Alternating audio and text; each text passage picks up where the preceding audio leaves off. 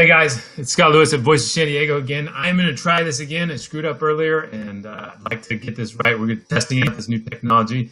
So let's get right into it. It is April 8th, 2020. And for those of you who are having trouble following all of these different things, for those of you who may not know this exact most important fact of the day, I don't know who needs to know this, but today is,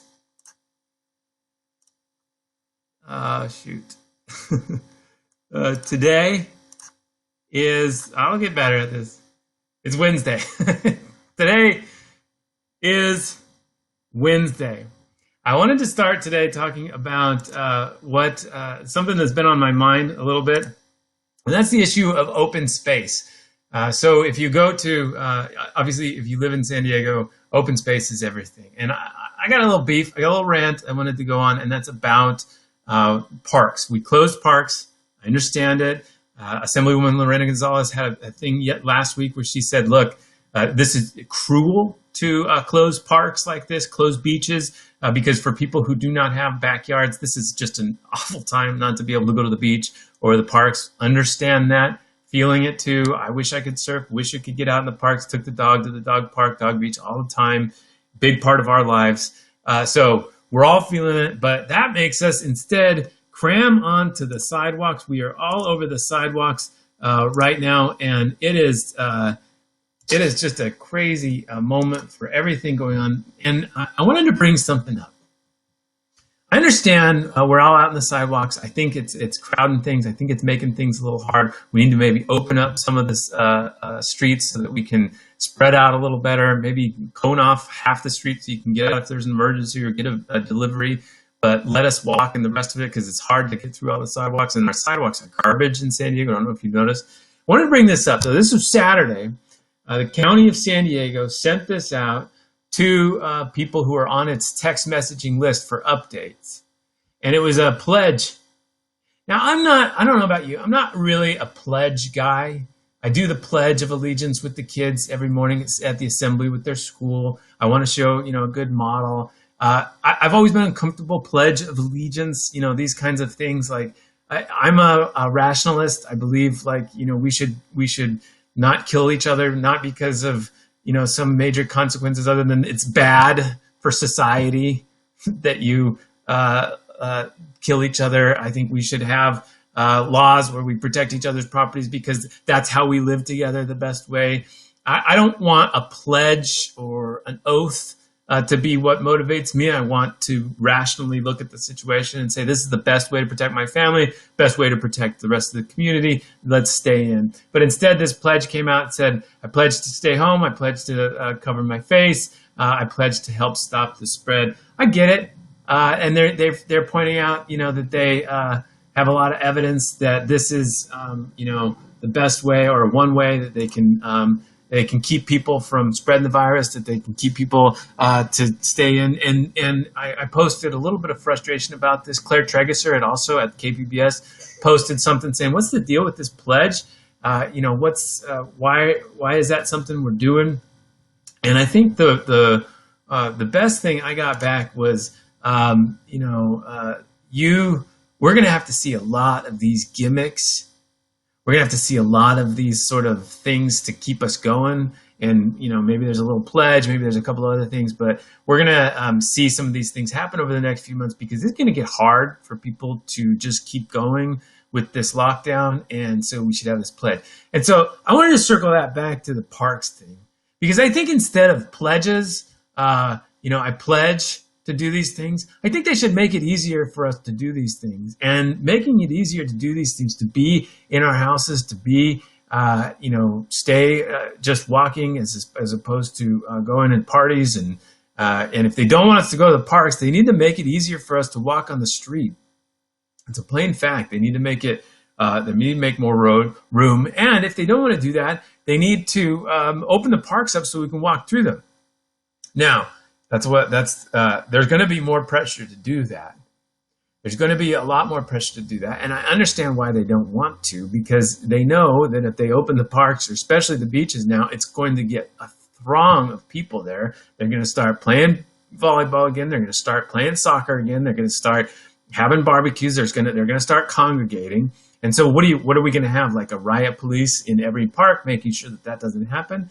No. So I understand why they're keeping it closed, but then that's why they got to come up with another solution, because if they are truly worried where they're sending out this kind of stuff about asking people for pledges, then I pledge to stay home. I pledge to stay alive. Well, they need to give us more room. We need to be able to walk around. We need to be able to find this. I get this. I get cutting off the playgrounds. I get this.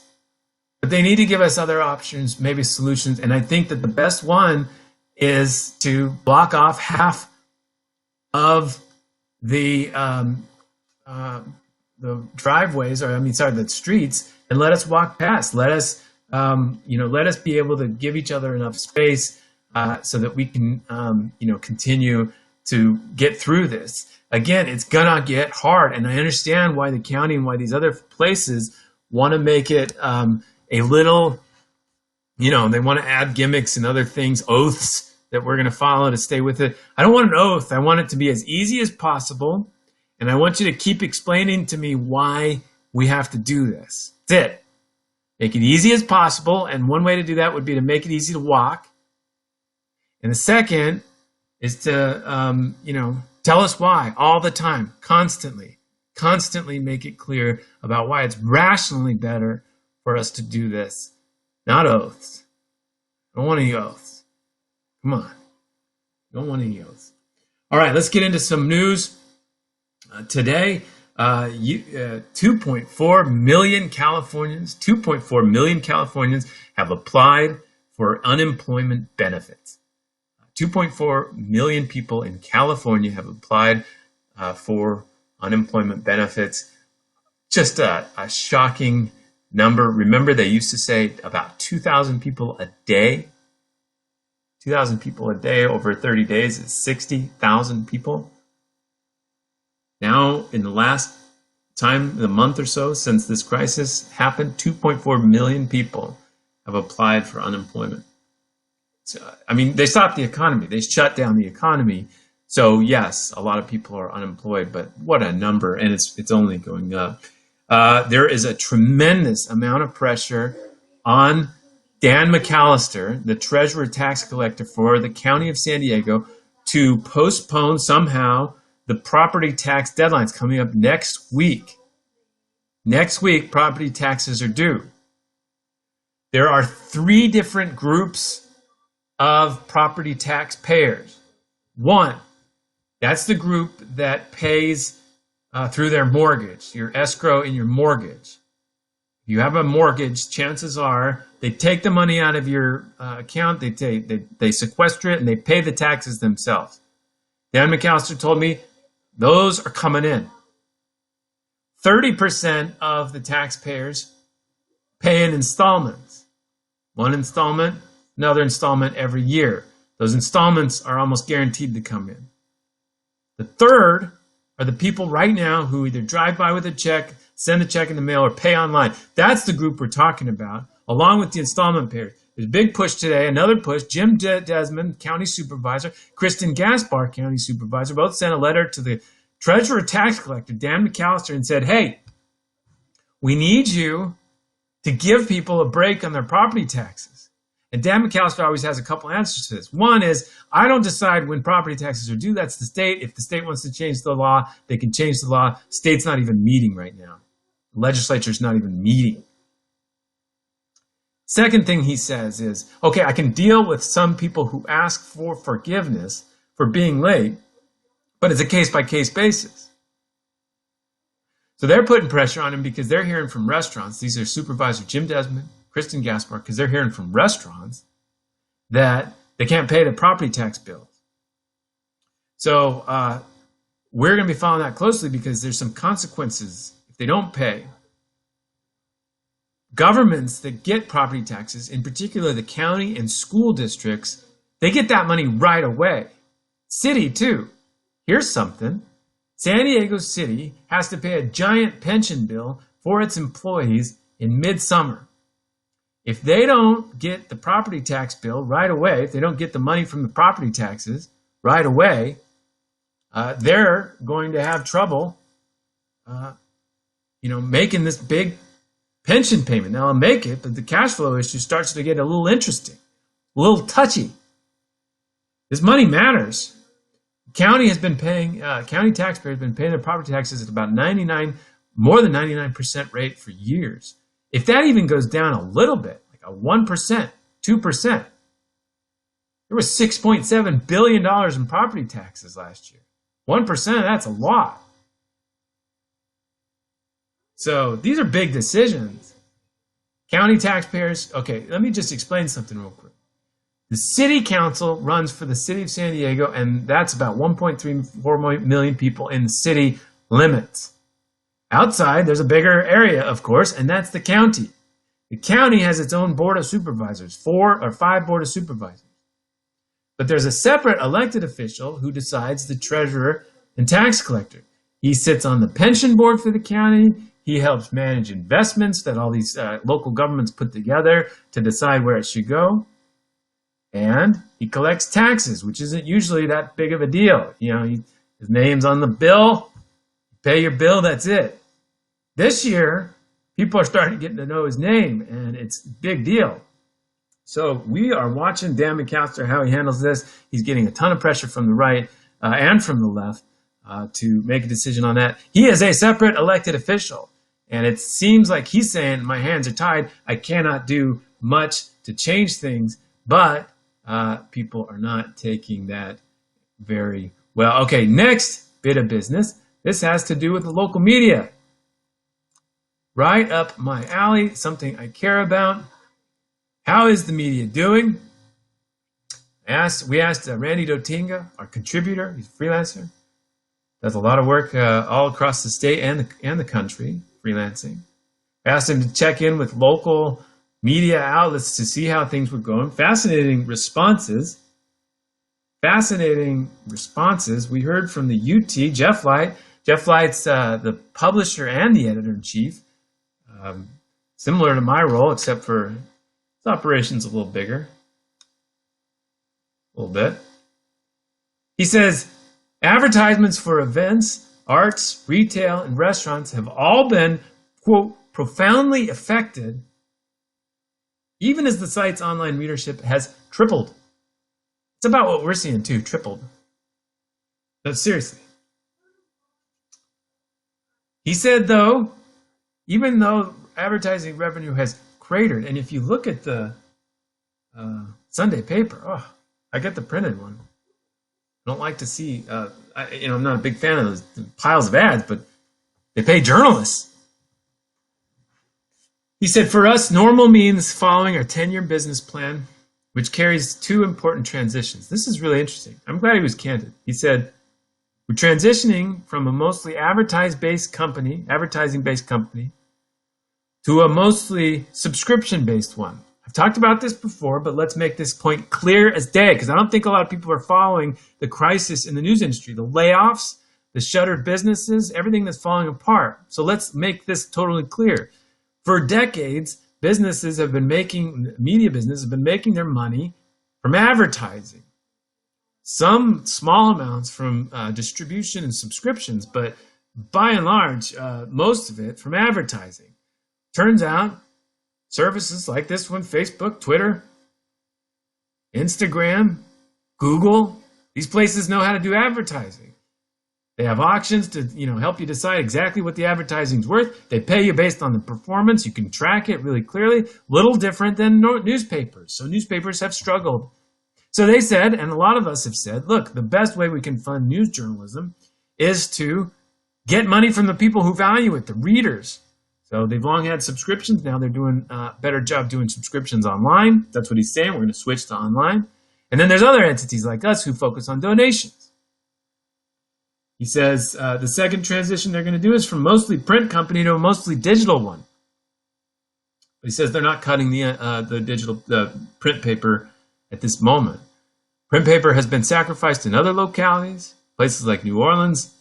Other places have seen days go up, days go down, a number of published days. Dallas Morning News asked people to take pay cuts this week, furloughs elsewhere. It's just brutal to watch. Talk to KPBS's Tom Carlo, GM over there. KPBS, total television audience up 47%. News Matters podcast up 88%. Web traffic up 300%. Just like I said, it's triple for everybody. So the intention's there. It's crazy. We're talking about this thing where demand is higher than ever, and yet revenues are taking a brutal cut. He says they're taking their own underwriting and donations hits, but that's also because they paused a spring donations campaign. We didn't. We decided to dive in. The Reader, San Diego Reader, has about 30 employees who agreed to accept cuts of half their pay, said the publisher Jim Holman. And the paper started asking readers for $100 donations, and they've responded. He said, quote, "It is humiliating and heartwarming to ask for and get help like this." I don't know if humiliating is the right word. I think he might mean humbling. But it's definitely not humiliating to ask people for money to support this thing. I think it's kind of a perfect measurement of the market. Do you value news? If you value news, how much is it worth to you and how much can you pay? It's a perfectly legitimate way to judge the market for what you're doing. I think it's cool. No reason to be shy. You should give us money. USD.org/give. Please, we need it. Paying people full time, not taking any cuts. We're trying to make through this. I think if we get through this, we'll have a stronger connection with a lot of you. That's why I'm trying to do this. I can't meet. I'm a meetings guy. I'll talk about it later. I love going to meetings. Meetings are what I do. I love it. And events. Go there, grab somebody's hand, just give them a big fleshy handshake. Love that. Remember those days? All right, next bit of news. Construction continues. You might have heard last week, the Bay Area, San Francisco, they decided not to allow construction, at least construction of things that weren't essential infrastructure or affordable housing. And so there's a little bit of a fear here that the San Diego City or county would make a similar decision. Say we're not going to allow construction except for affordable housing and infrastructure. So we wanted to check whether that was happening here, and they said no, not at all. There's no signs of that. San Diego City and county and other cities are working hard to make sure people's projects not only can continue, but the construction projects that are in line can still be launched, and that's happening. The governor decided when he said that you have to stay at home, he did not include construction workers who he said were essential. The city is trying to adapt, though. You can't meet people. You can't just go up and give anybody a fleshy handshake anymore. Can't do that. So by the end of the month, the city of San Diego expects to be able to approve all aspects of a project that wants to get built. People who want to build stuff, they think they can approve all aspects of a project online. The internet. Woo! Who would have thought? San Diego County, meanwhile, stopped meeting in person with project applicants on March 20th. They started shifting to a coronavirus-friendly system. I think we mean coronavirus not sharing friendly system of picking up and dropping off plans. We don't want to be friendly to the coronavirus. SARS-CoV-2, COVID-19. We want to be friendly to that. Not a fan of that. So they're picking up and dropping off plans. You know, if one guy goes in, drops his plans off, city employee goes, picks it up, reviews it, drops it off in the same room. Guy goes back. It's like a drug deal.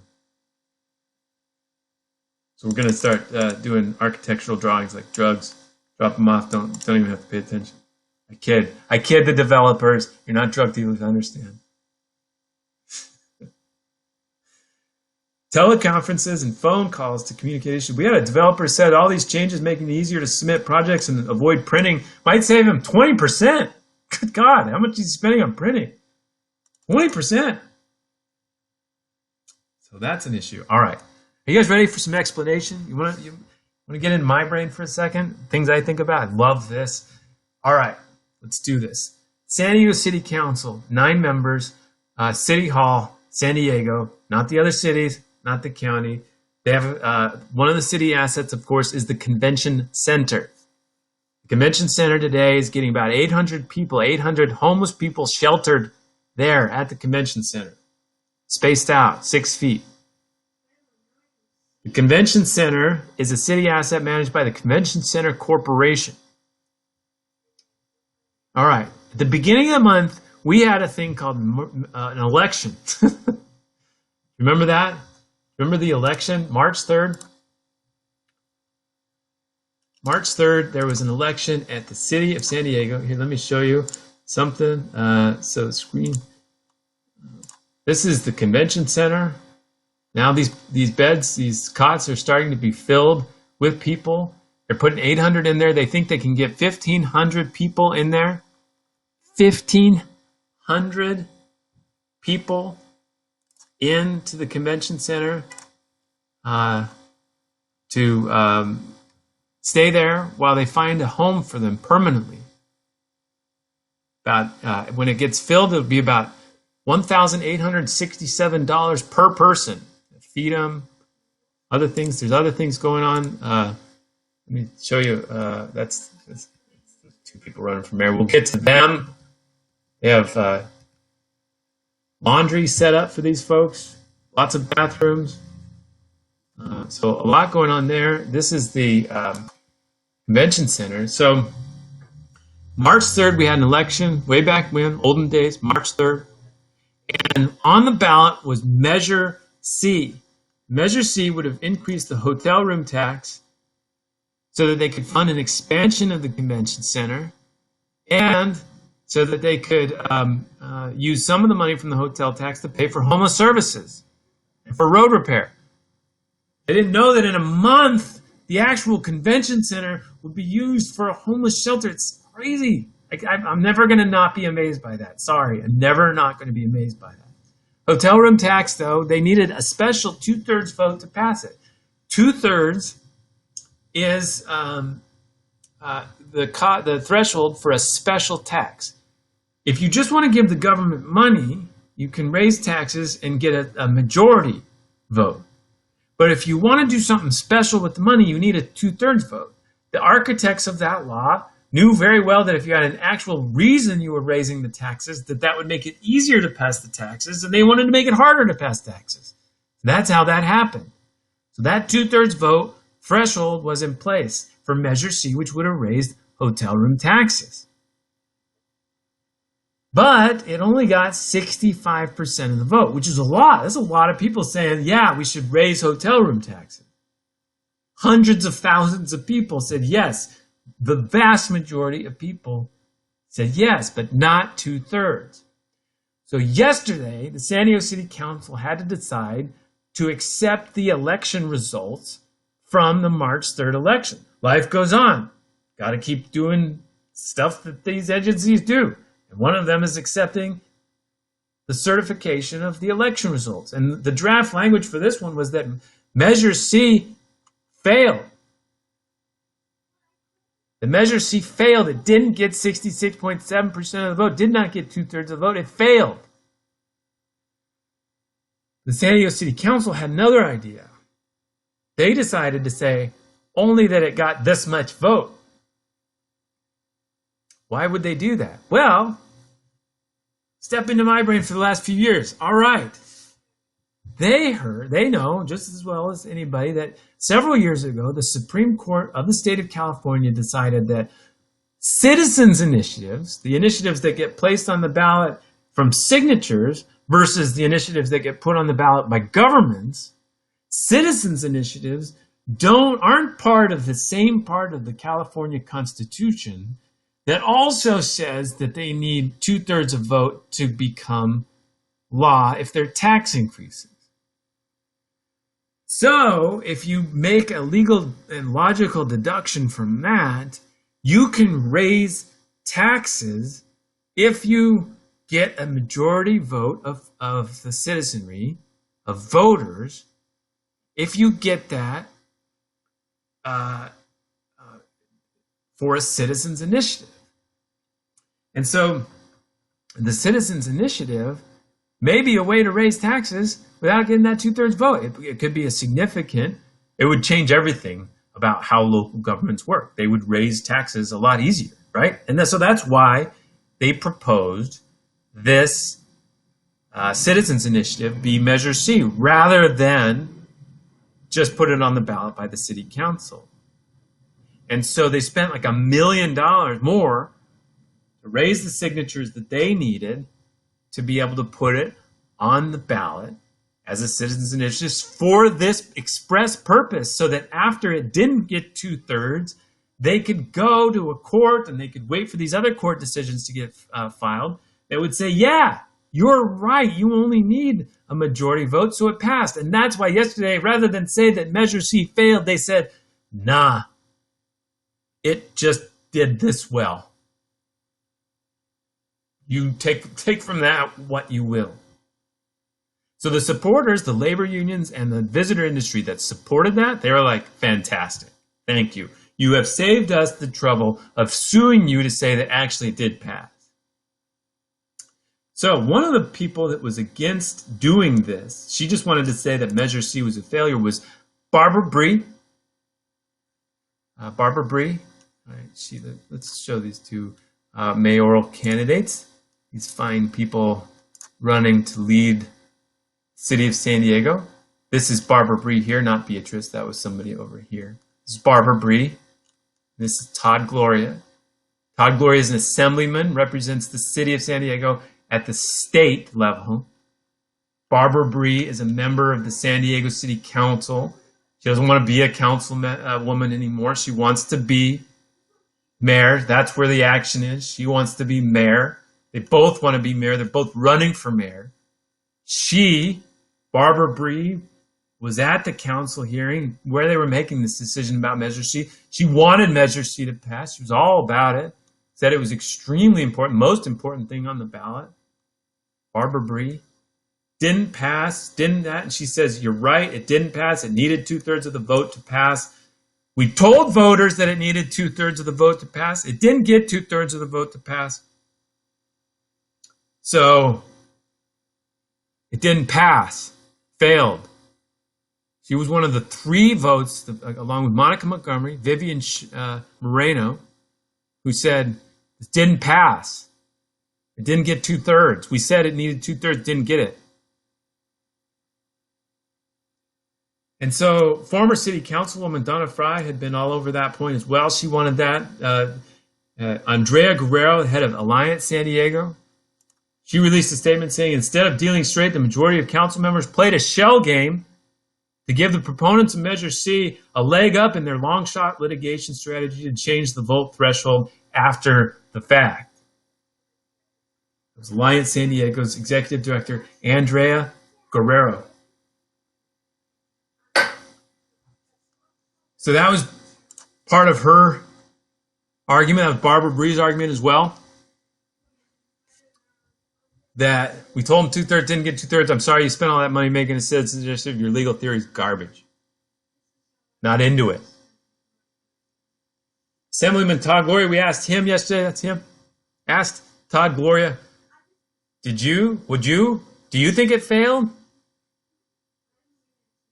Do you think Measure C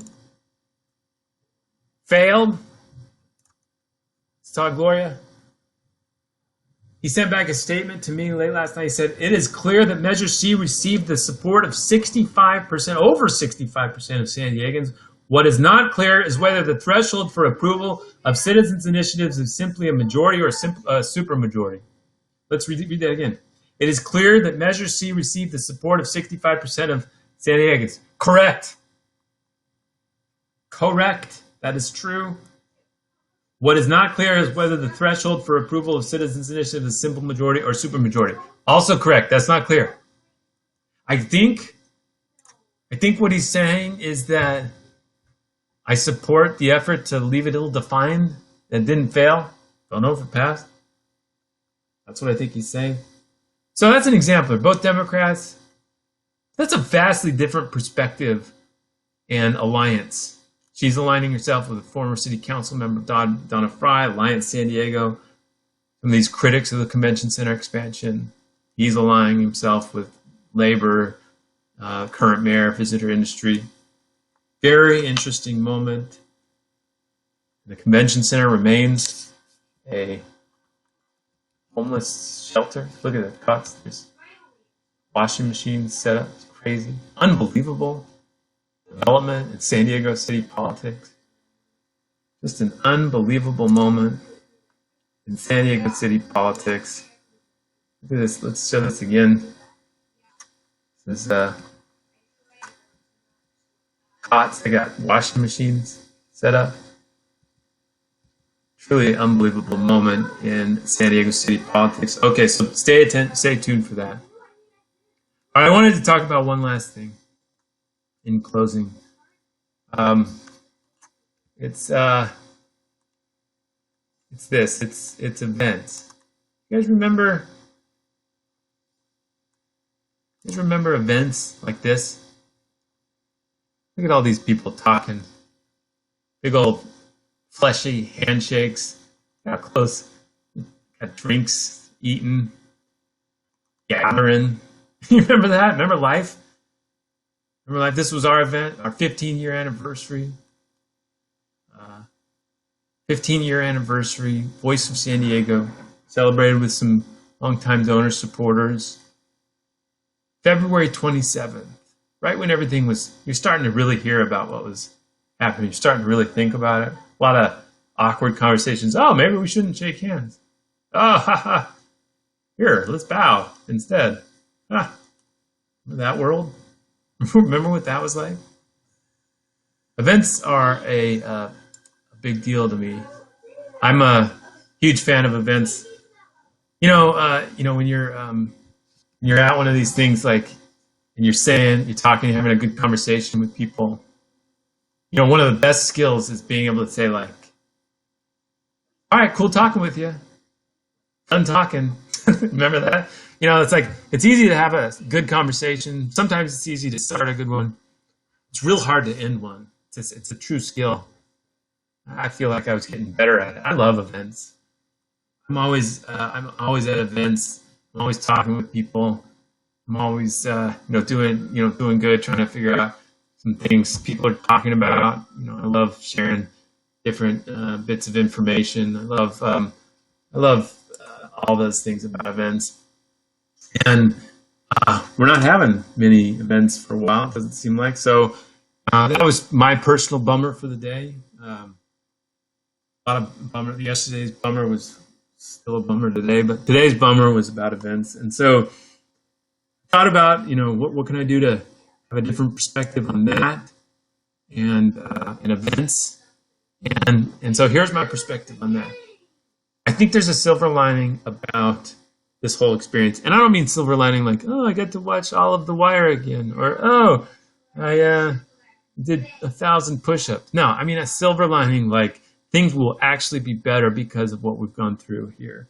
And one of them is, I think we'll finally understand what we can do virtually, what we can do online that we weren't doing online before. And one of them is having public meetings.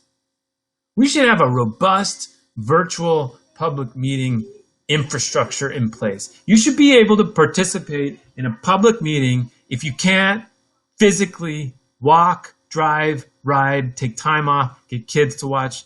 If you can't do all those things, you should still be able to participate in our democracy. Full stop. And I feel like this will force us to finally get there. Long time ago, I came up with this idea. I worked on it with KPBS and others, where we were going to create a system where people could, get the agenda for San Diego City Council, look at it, understand it. We'd have stories about it. Then they would literally vote on it, like what their preference was. And that vote could inform the San Diego City Council, because the only people who show up for these public hearings and public events are people who care deeply about the issue. So if it's a project, if it's a project, then they're going to be there maybe to oppose or support it, that sort of thing. You should be able to weigh in easily. And I think, as much as I'm missing events, this experience is going to teach public agencies how they can meet online, how they can take feedback online, and how they can involve people even better even better than they did. I heard last night that there was a community planning group in Uptown, North Park area. Community planning group met online. Fantastic. Fantastic. Should be able to meet. You should be able to talk and get feedback from the community without them having to take their butts down there. I mean, I've got kids. You can't go to a meeting very easily when you've got kids. We should be able to participate in democracy without being like super mad about whatever their decision they're making. So, as much as I miss events right now, I just wanted to give a plug for, there is a deeper silver lining here, I think. And that has to do with, we're going to learn what the internet can really do for our democracy. I look forward to that. So, my goal is to find one thing that I'm super bummed about for the day, and another thing that,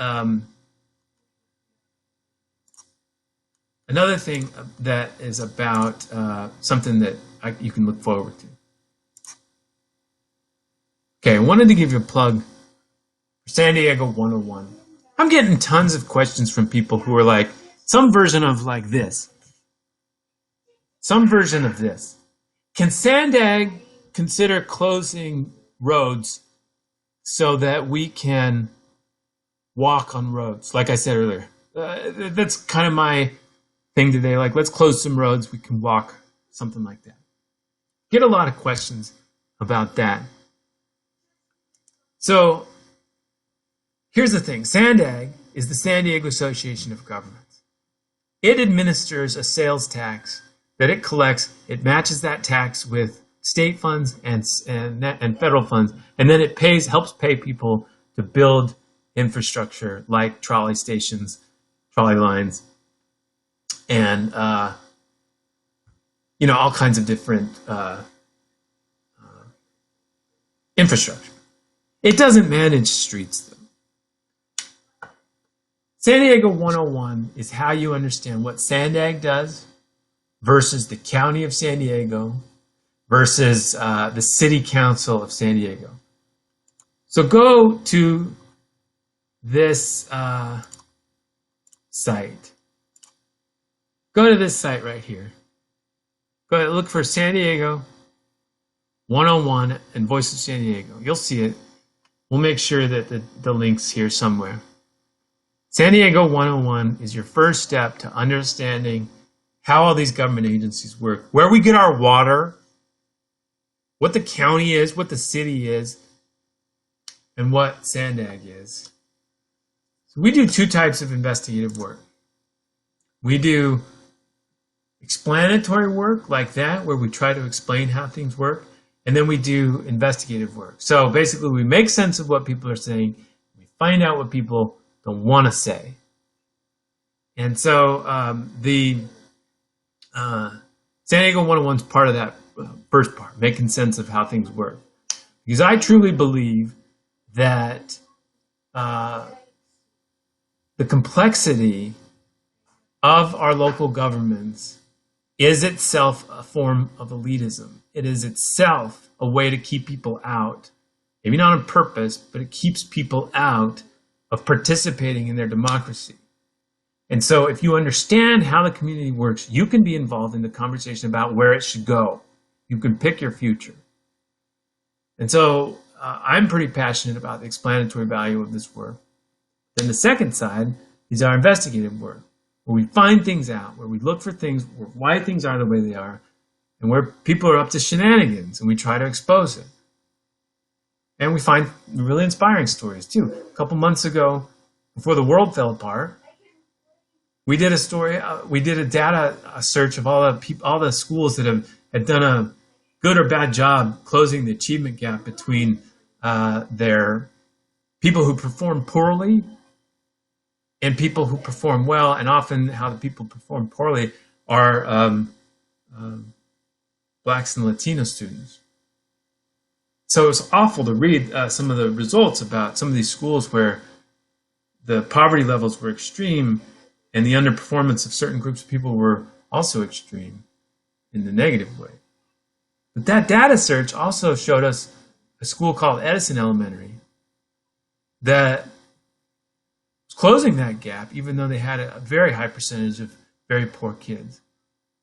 We went and talked to the teacher or the principal there and came out with a truly inspiring story. That's investigative journalism too. A truly inspiring story of people making it work.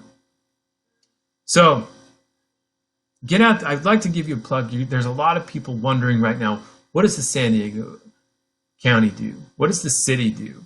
What's a tax and treasurer tax collector? What's going on? Who are all these people? If you're wondering that, send them to San Diego 101. Like, that's where we're going to start with understanding all of these things. And that's our team, and we're trying to make sure that you can follow this. If you have any tips about what's happening or any feedback, if you're a healthcare worker, in particular, business owner, go to info, send that to info@voiceforsandiego.org. You can donate at vosd.org/give, vosd.org/donate. And also, our most popular products are our morning report and our newsletters, Politics Report on Saturday, Morning Report, Sacramento Report, North County Report, Education's Report, the Learning Curve, the Border Report, the Environment Report. All those you can sign up for. Go to Voice of San Diego, go to vosd.org/newsletters. And thank you all for your support. That's how we make this work. Let's make our democracy more accessible and take advantage of whatever this garbage experience can offer us. Good luck and stay safe.